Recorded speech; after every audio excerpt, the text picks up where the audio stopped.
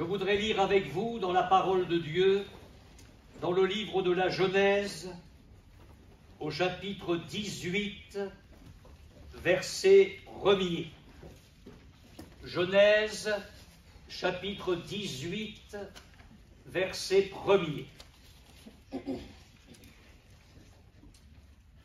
L'Éternel lui apparut, il est apparu à Abraham, parmi les chênes de Mamré, comme il était assis à l'entrée de sa tente pendant la chaleur du jour. Il leva les yeux et regarda, et voici 3 hommes étaient debout près de lui. Quand il les vit, il courut au-devant d'eux depuis l'entrée de sa tente et se prosterna en terre. La suite du récit nous parle de l'accueil qu'a réservé Abraham à ses 3 visiteurs célestes et la promesse qui a été rappelée de la naissance prochaine, miraculeuse, du fils Isaac. Nous poursuivons la lecture au verset 16. Ces hommes se levèrent pour partir, et ils regardèrent du côté de Sodome.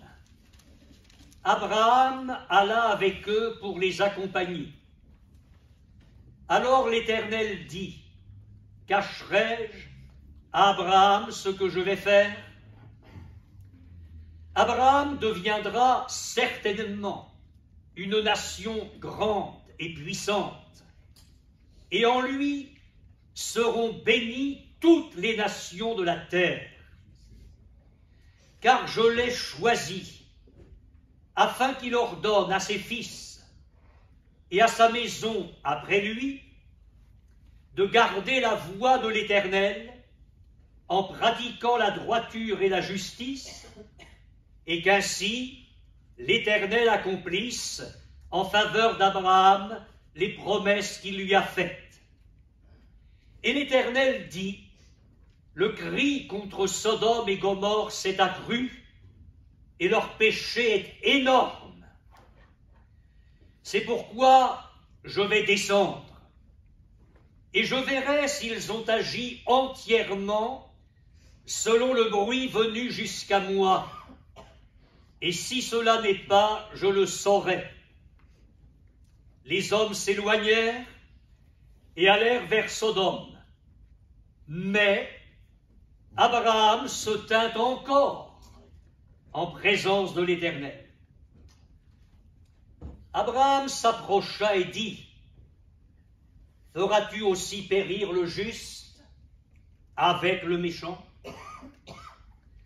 Peut-être y a-t-il 50 justes au milieu de la ville. Les feras-tu périr aussi? Et ne pardonneras-tu pas à la ville à cause des 50 justes qui sont au milieu d'elle? Faire mourir le juste avec le méchant, en sorte qu'il en soit du juste comme du méchant. Loin de toi cette manière d'agir, loin de toi. Celui qui juge toute la terre, n'exercera-t-il pas la justice?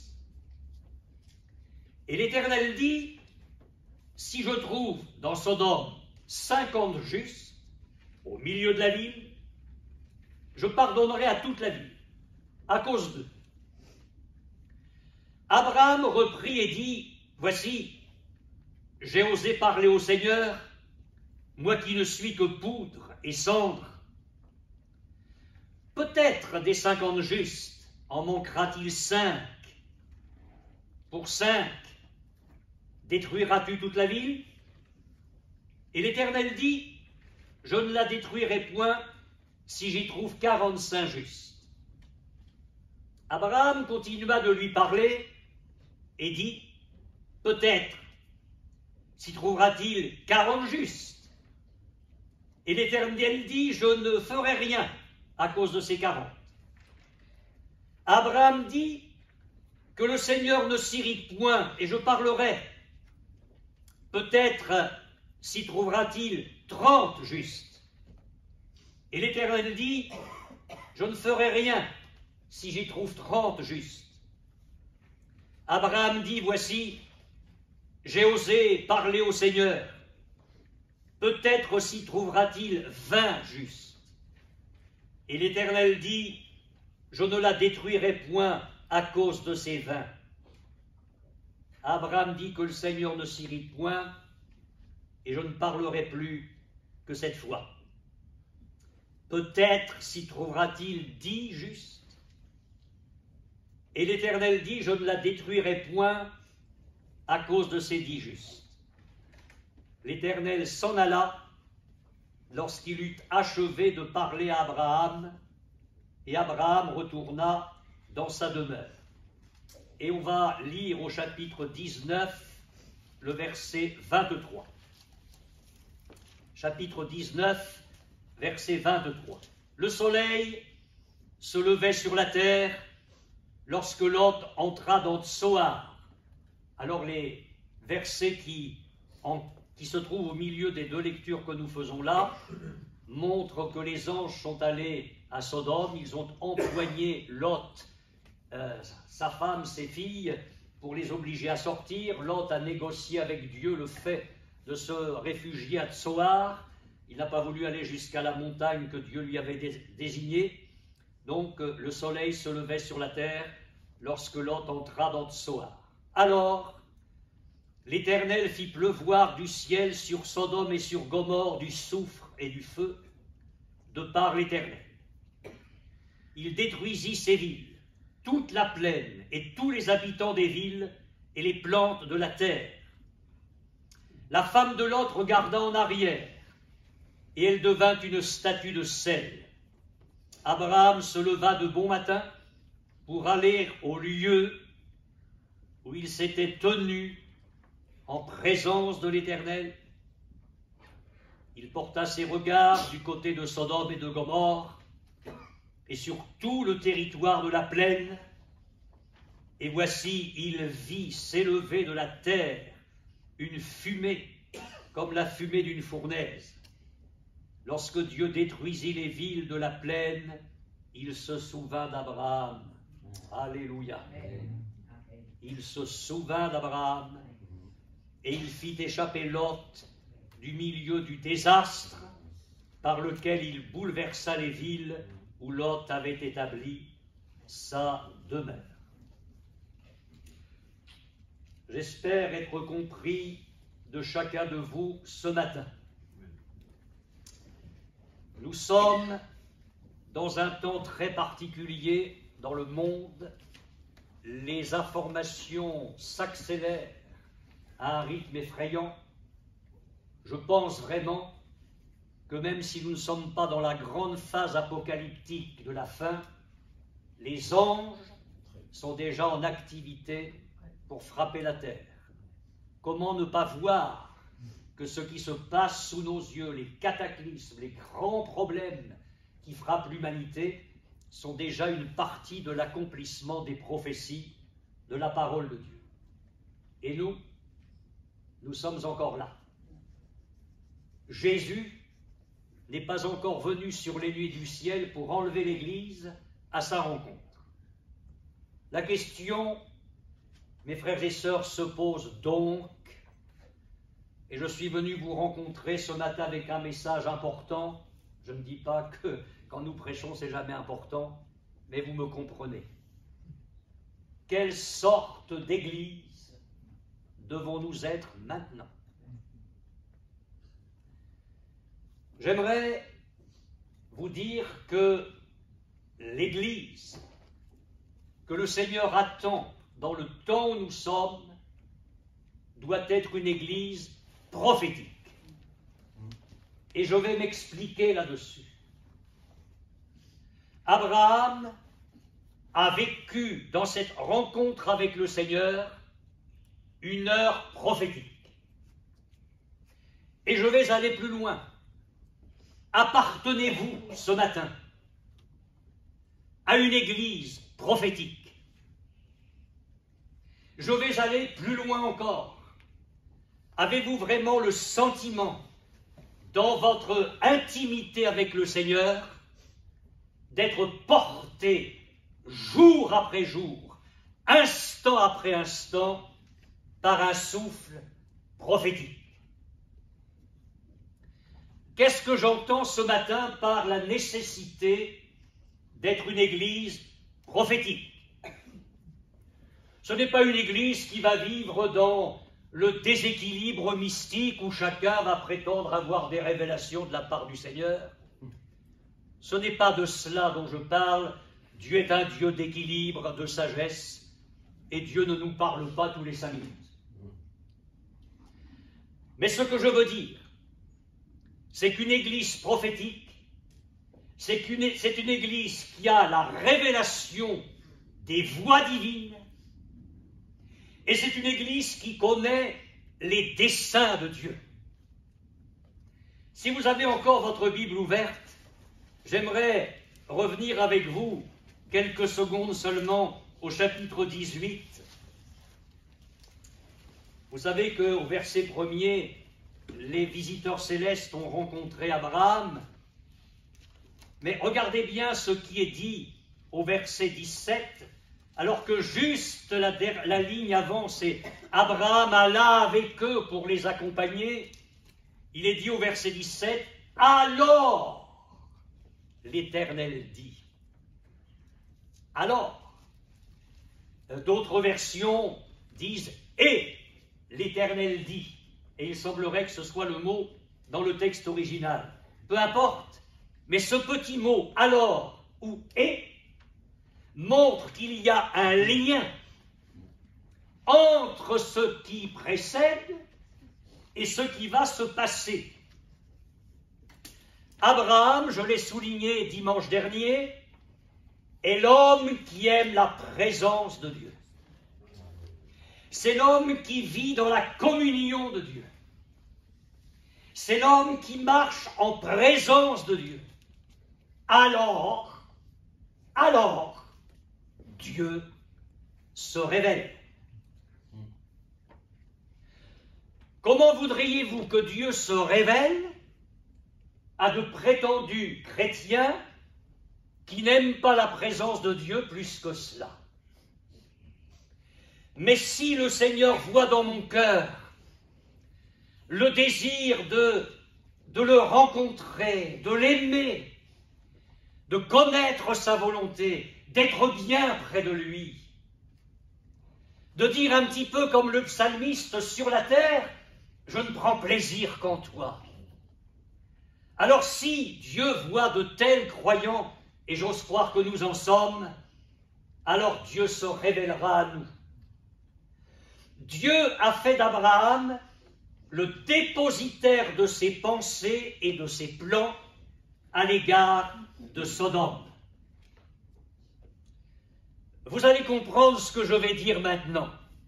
Pourtant, Sodome ne concernait pas personnellement Abraham, même si Lot, son neveu, s'y trouvait. On est bien d'accord. Sur le plan affectif, il y avait quand même quelque chose qui devait résonner dans son cœur. Mais personnellement, je dis personnellement, les pensées de Dieu concernant Sodome et Gomorrhe ne touchaient pas particulièrement Abraham. Et cependant, Abraham est assez près de Dieu pour que Dieu l'instruise de ses secrets desseins. Écoutez bien ce qu'a dit Jésus. Il l'a dit à ses disciples. Il ne faut pas parfois prendre tous les versets, les enfourcher, comme s'ils nous concernaient directement. Il y a des conditions parfois. Jésus a dit ceci. Jean 15, verset 15. « Je ne vous appelle plus serviteur, parce que le serviteur ne sait pas ce que fait son maître. » Le maître a des serviteurs, il dit à un, tu fais ça, à l'autre, tu fais ça, au troisième, tu vas ici. C'est tout. Il n'y a pas de rapport intime entre le maître et le serviteur. Le serviteur, il est dans la maison, il est là pour obéir au maître, un point, c'est tout. Mais Jésus dit à ses apôtres, à ses disciples, Je ne vous appelle plus serviteur parce que le serviteur ne sait pas ce que fait son maître, mais je vous ai appelé ami. Parce que je vous ai fait connaître tout ce que j'ai appris de mon Père. Je vous ai appelé ami parce que je vous ai fait connaître tout ce que j'ai appris de mon Père. Cela sous-entend que l'amitié avec Jésus, l'amitié partagée avec Jésus, est fonction de notre intimité profonde avec lui, une intimité dans laquelle il va pouvoir se révéler à notre cœur. Jean 15, verset 15. Seulement, il y a un contexte qu'on m'a toujours appris quand j'étais jeune serviteur de Dieu, qu'il ne fallait jamais sortir un texte du contexte parce que c'était un prétexte. Alors, quel est le contexte? Jean 15. Je suis le vrai cep. Vous êtes les sarments. Alors, qu'est-ce qu'un ami? Un ami, c'est le chrétien qui est dépendant du cep, qui fait un corps avec le cep. Il n'y a pas le cep et le sarment, il y a la vigne. Et la vie du cep, elle passe dans le sarment. Ils ne font qu'un. Et c'est parce que la vie du cep passe dans le sarment que le sarment porte du fruit. Et s'il se laisse faire et entretenir, il porte beaucoup de fruits. Alors oui, si je suis ce sarment attaché au cep, si j'aime Jésus, si j'aime la présence de Jésus, si je laisse le Saint-Esprit prendre de ce qui est à Jésus et me le communiquer, si la vie de Jésus peut couler en moi et se développer en moi, je vais être son ami. On ne parlera plus d'une vie chrétienne seulement sous l'optique du service, mais de l'amitié. Et je vais aller plus loin parce que je sais que vous allez comprendre ce que je vais dire. Je vais entrer dans le domaine de la révélation. Est-ce que nous sommes une église prophétique? Est-ce que je suis un membre prophétique d'une église prophétique? À propos d'amis, c'est l'apôtre Jacques dans sa lettre qui nous dit que Abraham crut à Dieu et que cela lui fut imputé à justice et qu'il a été appelé ami de Dieu. Vous savez, je le répète, l'église selon Abraham est une église prophétique et je vais aller plus loin dans ma pensée ce matin, une église prophétique dans le double sens. Premièrement, elle est une église prophétique parce qu'elle parle de la part de Dieu. Le prophète, c'est celui qui parle de la part de Dieu. Dans la Bible, le prophète est l'homme qui, inspiré par le Seigneur, parle en son nom pour faire connaître les volontés de Dieu à ceux auxquels il s'adresse. Vous allez dire, mes frères, moi je suis une sœur toute simple, je ne vais quand même pas être prophétesse. Moi je suis un petit frère, vous savez, je vis au milieu de l'église chrétienne, je suis content d'être là avec tout le monde, mais moi je suis un petit frère, je ne vais pas être un prophète. Mais si, dans ce sens-là, nous allons, en tant qu'église, parler de la part du Seigneur en son nom, proclamer ses voies, proclamer sa volonté révélée dans sa parole. L'apôtre Pierre a écrit ceci: nous tenons pour d'autant plus certaine la parole prophétique à laquelle vous faites bien de prêter attention comme à une lampe qui brille dans un lieu obscur jusqu'à ce que le jour vienne apparaître et que la lumière du matin se lève dans nos cœurs. Il y a là, vous n'en doutez pas, une parole prophétique. Je n'ai pas à sombrer dans le mysticisme. La révélation, elle est là. Mais cette révélation, cette Bible, ce message de Dieu a besoin d'être rendu vivant à mon cœur. Je ne serai pas un prophète si la parole de Dieu est là dans mon intelligence seulement. Si je suis bourré de connaissances bibliques, ça ne fera pas de moi un prophète. Une église qui connaît intellectuellement la Bible n'est pas une église prophétique. L'église prophétique, c'est celle qui connaît la parole de Dieu, mais dans le cœur de laquelle cette parole est rendue vivante. C'est une parole qui transforme ses pensées, une parole qui transforme ses sentiments, une parole qui modèle sa façon de vivre, sa relation avec Dieu. Cette parole est là, au fond du cœur. Et quand les autres ont besoin de l'entendre, alors l'Église parle de la part du Seigneur. Une Église prophétique, dans cet autre sens, oui, c'est qu'elle connaît et annonce les événements à venir. Et là aussi, révélés dans la parole de Dieu. Et encore une fois, pas seulement avec la tête, mais dans le cœur. L'Église prophétique sait ce qui va arriver à la planète Terre. Pas besoin des journaux, pas besoin des médias. Tout est là dans l'Écriture. L'Église prophétique sait ce qui va arriver à l'humanité qui se trouve sur notre planète. La parole de Dieu et le Saint-Esprit sont sa lumière. La parole de Dieu et le Saint-Esprit sont la source de la révélation divine. Je m'adresse à des chrétiens qui connaissent leur Bible ce matin. Vous savez ce que Amos a écrit au chapitre 3, verset 7 de son livre « Le Seigneur ne fait rien sans avoir révélé son secret à ses serviteurs, les prophètes. » Le monde cherche, le monde se cherche, nous on sait tout. Jésus va revenir, on va régner avec lui. C'est pas beau ça? Pas besoin des investigations outrancières, tout est là. L'Église prophétique, elle sait les choses, mais pas seulement avec sa tête, encore une fois, avec son cœur. Alors dans notre texte, oui, vous l'avez lu, Abraham est traité comme un prophète, Dieu se révèle à lui, et Dieu lui annonce les choses. Et nous allons voir Abraham agir comme tel, comme un prophète de Dieu, mais j'y viens dans quelques instants.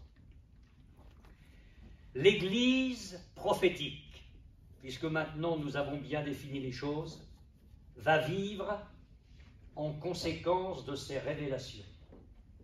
Parce que lorsque le Seigneur a visité Abraham, et de quelle manière, 2 anges plus une manifestation de Jésus dans l'Ancien Testament, c'est pas rien ces 3-là. Moi j'aurais voulu être là. Vous croyez que c'est pour le plaisir d'une visite et pour le plaisir de manger un veau gras avec de la crème? Il devait y avoir du sang normand chez Abraham. Le veau a été préparé avec de la crème. Non, c'est pas simplement pour ça. C'est que le Seigneur attendait quelque chose d'Abraham. D'ailleurs, dans les chapitres précédents, Dieu a déjà appelé Abraham prophète. Il est prophète, il l'a dit à Abimelech. Alors qu'est-ce que je lis pour vous, ne cherchez pas, dans la seconde épître de Pierre, au chapitre 3, les versets 7, 10 à 14. Les cieux et la terre d'à présent sont gardés et réservés pour le feu. L'Église prophétique sait ça. Pour le jour du jugement et de la ruine des hommes impies. Le jour du Seigneur viendra comme un voleur. En ce jour, les cieux passeront avec fracas, les éléments embrasés se dissoudront, et la terre avec les œuvres qu'elle renferme sera consumée. Ça va être effrayant. Ce qui se passe actuellement dans le monde est terrible, mais ce n'est rien. Le pire est à venir. La terre avec les œuvres qu'elle renferme sera consumée. Mais Dieu qui parle à une église qu'il veut prophétique attend quelque chose de cette église. Dieu n'a pas donné l'information à Abraham pour Sodome et Gomorrhe pour rien. Ça n'était pas une révélation gratuite. Dieu attendait quelque chose d'Abraham. Et Dieu attend quelque chose de toi. Dieu attend quelque chose de toi. Et il attend quelque chose de moi, de nous. C'est pourquoi je pose la question sérieusement. Sommes-nous une église prophétique? Appartenons-nous à une église prophétique? Écoutez la suite de l'exhortation de Pierre. Puisque donc toutes ces choses doivent se dissoudre, qu'elles ne doivent pas être la sainteté de votre conduite. Et il y en a eu des chants ce matin sur la sainteté de Dieu. Ce n'est pas le hasard. Je crois que Dieu parfois sème notre chemin de petites pierres comme ça. Qu'elles ne doivent pas être la sainteté de votre conduite et votre piété, tandis que vous attendez et hâtez l'avènement du jour de Dieu, à cause duquel les cieux enflammés se dissoudront et les éléments embrasés se fondront. Mais nous attendons, selon sa promesse. Ça, c'est l'Église qui entre dans le caractère prophétique. Mais nous attendons, selon sa promesse, de nouveaux cieux et une nouvelle terre où la justice habitera. C'est pourquoi, bien-aimés, en attendant ces choses, appliquez-vous à être trouvés par lui, sans tache et irrépréhensible dans la paix. Croissez dans la grâce et dans la connaissance de notre Seigneur et Sauveur Jésus-Christ. Les chrétiens qui connaissent tout ça et qui ne vivent pas une vie chrétienne qui va dans le sens de l'exhortation de Pierre, où les chrétiens cherchent à se sanctifier, à grandir dans la piété, à croître dans la grâce, à mieux connaître Jésus, ne sont pas les chrétiens d'une église prophétique.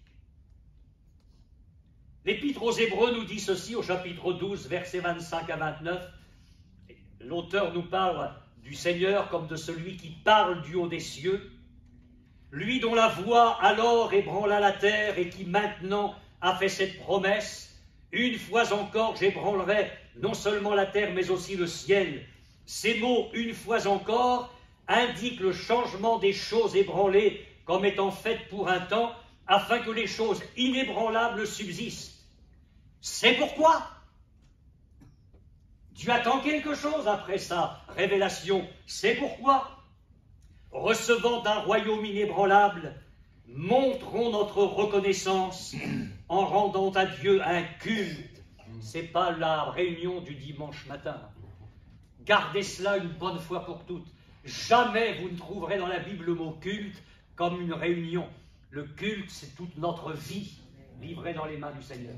Dans la Bible, c'est toujours ça le culte. En rendant à Dieu un culte qui lui soit agréable, avec piété et avec crainte. Voulons-nous entrer dans cette dimension prophétique?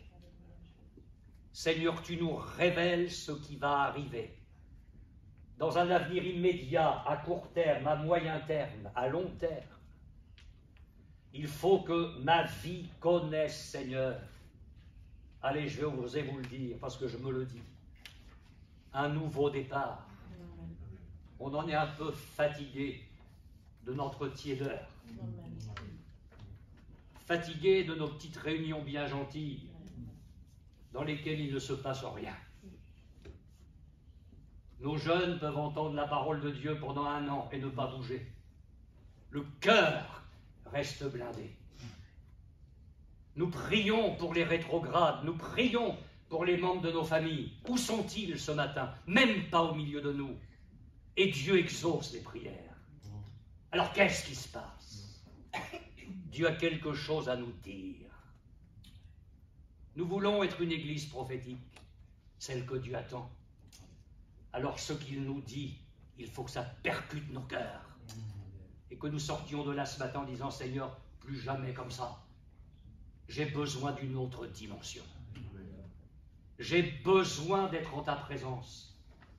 Non seulement de connaître ta volonté parce que j'ai l'impression de la connaître avec ma tête, Mais il faut que cette volonté-là, elle bouleverse mon cœur. Il faut que quelque chose change dans ma sainteté, dans ma pureté, dans ma piété. Seigneur, fais-nous grâce. Et c'est pourquoi je vous ai dit, parce que nous n'avons plus de temps à perdre, que pour moi ici, que ce soit là ou ailleurs, qu'on continue dans la légalité ou qu'on prenne le maquis, c'est pas ça le plus important. Mais qu'après Bourguébu, c'est pas un prolongement. Pour moi ici, c'est pas le prolongement de Bourguébu, c'est autre chose. C'est une nouvelle étape.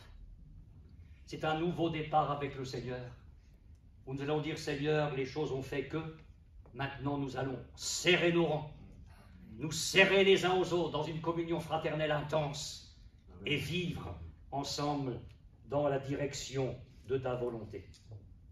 L'Église prophétique, l'Église selon Abraham, va prier en conséquence. Et j'aurai terminé cette série d'études sur ce point-là. Oui, c'est l'Église qui va intercéder comme Abraham. Vous avez remarqué qu'il y a deux éléments bien distincts dans la révélation donnée à Abraham. Il est là, à l'entrée de sa tente. Il n'est pas dans sa tente à faire la sieste. Pourtant, il fait chaud. Hein. Il est à l'entrée. On est en Orient. Hein. C'est terrible. Même les animaux, ils se terrent quand c'est comme ça, à cette heure-là. Mais il est là, parmi les chênes, arbres majestueux. Il peut contempler la magnificence de la création de Dieu, sa majesté. Il est là, les yeux bien ouverts, le cœur bien ouvert. Il a la visitation du Seigneur. Et le Seigneur va commencer par lui dire, tu sais, la promesse, elle tient toujours. Hein. T'as attendu, t'as un petit peu dérapé, un petit peu beaucoup même. Mais ça tient toujours. Et je t'annonce la bonne nouvelle.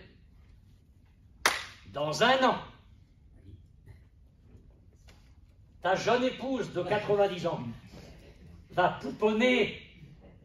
Je reviens vers toi l'année prochaine et Sarah aura un fils. Et elle, mes sœurs, vous ne faites jamais ça. Il n'y a aucune sœur curieuse ici qui écoute aux portes. Mais Sarah écoutait à l'entrée de sa tente. Et je pense que l'ange a parlé suffisamment fort pour que la promesse arrive jusque dans le cœur de Sarah, une fois de plus. Et elle arrive. Mais comment est-ce qu'on peut rire devant un courant prophétique quand Dieu parle de miracles, quand Dieu parle de l'impossible, quand Dieu parle de sa toute-puissance, comment est-ce qu'on peut en rire? Que le monde rit, on peut comprendre, mais pas Sarah dans sa tente. Demandons à Dieu pardon pour nos rires. Même si on n'a pas ri, on a ri quand même. Amenons nos rires d'incrédulité au pied du Seigneur pour lui dire pardon Seigneur de ce que dans telle circonstance j'ai douté de toi. Comme si tu étais un Dieu limité comme nous le sommes. Donne-moi de m'attendre à l'impossible parce que tu es le Dieu de l'impossible. Alors Dieu fait une promesse à Abraham. Je ne vous conduis pas vers ce texte, ce n'est pas mon propos ce matin. Mais quand il parle de la naissance future d'Isaac et de ce que Dieu va faire ensuite dans la descendance, Dieu parle de prospérité. Dieu parle de grandeur. Dieu parle de puissance. Vous relirez cela dans le chapitre 18. Dieu parle de bénédiction par Isaac sur des multitudes, parce qu'au bout du chemin, Dieu voit la naissance du Messie. Dieu parle de l'accomplissement des promesses divines en récompense de la droiture et de la justice envers l'Éternel. Instruis ta descendance, instruis tes enfants dans la droiture et dans la justice. Et là, je vais les bénir. Et ils vont être en bénédiction. Puis ensuite, Dieu parle de Sodome. Et, il y a autre chose, la suite, et l'Éternel dit. Dieu fait part à Abraham de son constat du péché énorme de Sodome et Gomorrhe, et il fait part de l'annonce du jugement divin. Abraham c'est la bénédiction et la prospérité. Sodome et Gomorrhe, c'est la ruine. C'est pareil pour l'Église. L'Église prophétique prend conscience que si elle marche comme il faut, Dieu va parler pour elle de prospérité, de grandeur, de puissance, de bénédiction, malgré tout ce qui peut arriver, malgré toutes les difficultés. Tant que l'Église va être sur la terre, elle sera bénie, même au travers des souffrances les plus terribles, mais elle sera bénie et en bénédiction. Et l'Église prophétique sait que le monde, lui, est en train de mûrir pour le jugement. Alors c'est la même chose pour l'Église que pour Abraham. Écoutez bien, j'ai choisi ce texte, il résume bien cette pensée, il y en a plein d'autres, mais dans 2 Thessaloniciens, chapitre 1er, écoutez bien. Et les Thessaloniciens étaient persécutés, c'était une jeune église, mais alors ils étaient persécutés pour leur foi. Il est de la justice de Dieu de rendre l'affliction à ceux qui vous affligent et de vous donner, à vous qui êtes affligés, du repos avec nous lorsque le Seigneur Jésus apparaîtra du ciel avec les anges de sa puissance, au milieu d'une flamme de feu, pour punir ceux qui ne connaissent pas Dieu et ceux qui n'obéissent pas à l'évangile de notre Seigneur Jésus. Ils auront pour châtiment une ruine éternelle, loin de la face du Seigneur et de la gloire de sa force, lorsqu'il viendra pour être en ce jour-là glorifié dans ses saints et admiré dans tous ceux qui auront cru, car notre témoignage auprès de vous a été cru. Vous remarquez les deux choses? Pour ce qui est de l'Église, le Seigneur parle de repos éternel, il parle de gloire divine, il parle de ressemblance finale à Christ. Ça, c'est pour l'Église fidèle. Et pour le monde, Dieu parle d'affliction, de jugement, de ruine éternelle, d'éloignement éternel de la face du Seigneur. Alors je reviens à Abraham, on va bientôt lui dire au revoir. Abraham aurait pu penser que son neveu avait qu'à faire le bon choix. Seigneur, tu me parles de bénédiction, de prospérité, ça m'intéresse au plus haut point. Sodome et Gomorrhe, c'est vrai qu'il y a le neveu, mais quand je lui ai donné à choisir, j'ai rien forcé, c'est lui qui a choisi Sodome. C'est lui qui est allé dans le sens de ses appétits terrestres. C'est lui qui a choisi le matérialisme. Il a vu dans la plaine de Sodome la possibilité de tout un agrandissement dans ses affaires avec ses troupeaux. Au fond, il mange le fruit de ses voies. Mais pas du tout. Je voudrais vous dire ceci. Et j'en ai terminé avec cette pensée-là avant de conclure. L'Église prophétique, c'est une Église qui a le cœur brisé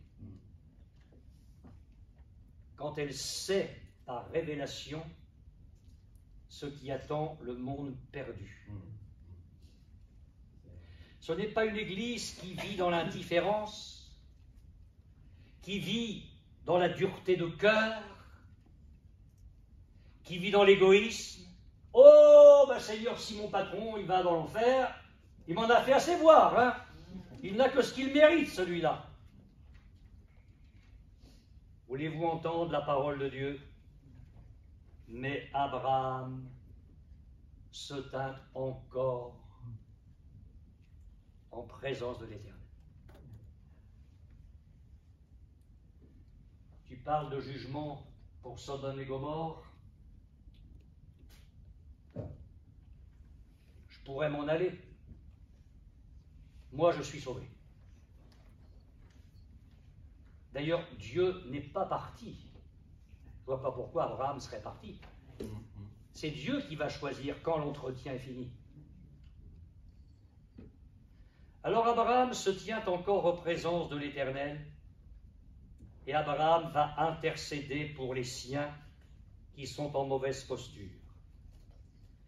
L'Église, selon Abraham, l'Église prophétique, est une Église qui prie intensément pour le salut de ce que nous appelons dans notre jargon évangélique les rétrogrades, membres de famille, chrétiens d'autrefois. L'Église prophétique, c'est une Église qui prie pour les perdus. Et il y a des années en arrière, et j'ai partagé cela de nombreuses fois avec des églises, avec des pasteurs, le Seigneur a frappé mon cœur par ce court verset de la première épître de Pierre, chapitre 4, verset 7. La fin de toute chose est proche. Soyez donc sages et sobres pour vaquer à la prière. Mes frères et sœurs, vous cherchez l'Église selon Abraham, vous cherchez l'Église prophétique. Je vais vous donner des indices pour la trouver.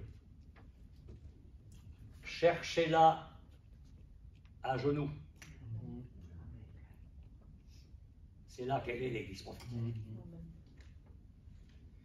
Cherchez-la dans les larmes. Parce que l'Église prophétique qui sait tout ce qui va arriver a le cœur brisé devant Dieu. Cherchez-la dans ce que j'oserais appeler une sainte angoisse. Et cherchez-la dans une puissante intercession. Je survole, mais vraiment très, très, très vite. Je surfe, mais pas au point de prendre la vague. Sur Internet et Interpanet. Et je vois des prédicateurs, moi je ne les appelle pas des pasteurs, je les appelle des cuisiniers. Ce sont des hommes qui, ils ont du monde. Parce qu'ils offrent continuellement à leurs auditoires des recettes. Mes sœurs, moi je ne suis pas cuisinier du tout. Si un jour vous venez manger à la maison, il vaut mieux que ça soit ma femme qui fasse la cuisine. Je ne sais rien faire. Mais vous, mes sœurs, vous maniez comme il faut les casseroles et tout le reste, et les bouquins de cuisine. Ne me dites pas que vous avez toujours réussi. Je ne vous croirai pas. Ah, mais pourtant, chérie, je t'assure, je ne comprends pas, c'est grillé. C'est presque immangeable, mais j'ai fait... Ah, ok, je ne parle pas pour rien. Mais pourtant, j'ai fait comme le bouquin, je t'assure. J'ai suivi la recette jusqu'au bout. Pas ce qui se passe entre deux, mais... Alors, on a des pasteurs comme ça qui bombardent les églises le dimanche matin de recettes. Vous allez chasser les démons, vous allez triompher des démons, vous allez triompher de la dépression nerveuse, vous allez sortir de vos problèmes, et ça, il va... Alors, les gens sont là. On est gavés de recettes. Seulement, je vais vous dire une chose. Moi, je ne vois pas dans ce livre, qui est le livre de Dieu, un livre de recettes. Je vois un Dieu qui me parle de ce qu'il est, qui me révèle Jésus, qui me parle de la personne et du ministère du Saint-Esprit, qui me fait connaître sa volonté, la manière de lui être agréable, de lui plaire. Et alors, Dieu promet de me bénir. Alors, je ne dis pas qu'il ne fait pas de promesses, je ne dis pas qu'il ne me donne pas des conseils, mais la Bible n'est pas un livre de recettes. C'est un livre qui me conduit au pied du Seigneur. Et je vais vous dire une chose.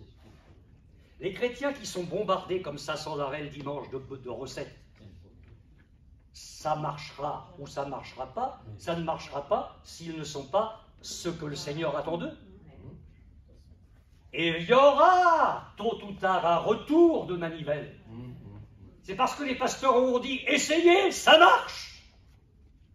Puis ça ne marchera pas. Et les chrétiens vont être déstabilisés. Parce que ces révélations, entre guillemets, n'est qu'un ersatz de réveil. Ce que je crois, c'est ce qui s'est passé avec Abraham. C'est ça l'Église prophétique. Dans la présence de Dieu, qui reçoit du Seigneur le conseil de Dieu et qui laisse le Seigneur façonner son cœur. Permettez-moi quelques questions et j'ai fini. Où sont les chrétiens qui pleurent sur le sort des perdus? Où sont les chrétiens qui pleurent sur le sort de leurs enfants rebelles? Et comprenez-moi bien, vous savez que c'est un père et un grand-père qui sait de quoi il parle. Je ne parle pas de pleurs, je ne les condamne pas, ces pleurs-là. Je ne parle pas de pleurs sentimentales, affectives. Je parle de pleurs spirituelles. J'ai lu dans ma Bible ce matin, dans le psaume 119, « Mes yeux répandent des torrents d'eau parce qu'ils abandonnent ta loi. » C'était un véritable chagrin spirituel dans le cœur de l'homme de Dieu. Où sont les chrétiens qui pleurent sur leur génération corrompue? Où sont les chrétiens qui ont horreur du péché, de l'offense qui est faite à la sainteté de Dieu par les abominations qui déferlent avec force et arrogance? Pour conclure sur ces séries de cultes, réunion du dimanche matin, pardon, séparons-nous de toute corruption, de tout ce qui est étranger au caractère de notre Seigneur. Abraham a vécu loin de Sodome. Aimons la présence de Dieu et recherchons ardemment cette présence. Abraham se tint encore en présence de l'Éternel. Ouvrons notre cœur à la révélation divine. Et l'Éternel dit à Abraham. Et vivons en conséquence. Soyons des hommes et des femmes de prière qui intercèdent vraiment dans l'esprit, qui s'adonnent à la prière personnelle, à la prière familiale, aux réunions de prière de leur Église selon leurs possibilités. Et on en reparlera quand nous allons nous organiser. Mais que Dieu nous accorde sa grâce. Oui, Seigneur, nous voulons être une Église prophétique. Oui, Seigneur, nous voulons être, je veux être, un homme, une femme qui appartient vraiment à une Église prophétique. Donne-nous, Seigneur, tout le secours de ta grâce. Amen.